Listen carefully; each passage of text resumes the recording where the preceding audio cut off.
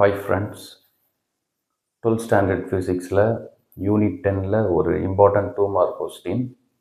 What do you mean by doping? The process of adding impurities to the intrinsic semiconductor is called doping. Intrinsic semiconductor அப்படின்னா அது ஒரு pure semiconductor. அந்த pure செமிகண்டக்டரில் இம்ப்யூரிட்டிஸை வந்து add பண்ணுறோம்.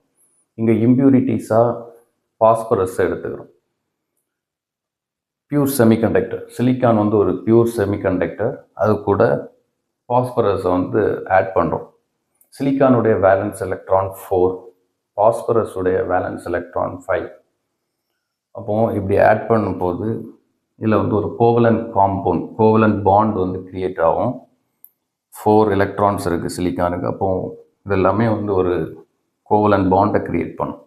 இப்படி phosphorus பார்த்தீங்கன்னா 5, 1 2 3 4 5, அது ஒரு எலக்ட்ரானால் கோவலண்ட் காம்பவுண்டை கிரியேட் பண்ண முடியாது.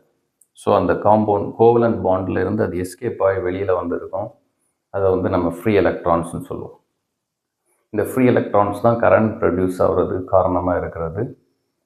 அப்போது இது வந்து எதுக்காக இந்த டோப்பிங் பண்ணுறோம் அப்படின்னா, அந்த செமிகண்டக்டரோட எலக்ட்ரிக்கல் கண்டக்டிவிட்டியை இன்க்ரீஸ் பண்ணுறதுக்காக தான் இந்த டோப்பிங்கை செமிகண்டக்டரில் பண்ணுறோம். தேங்க்யூ.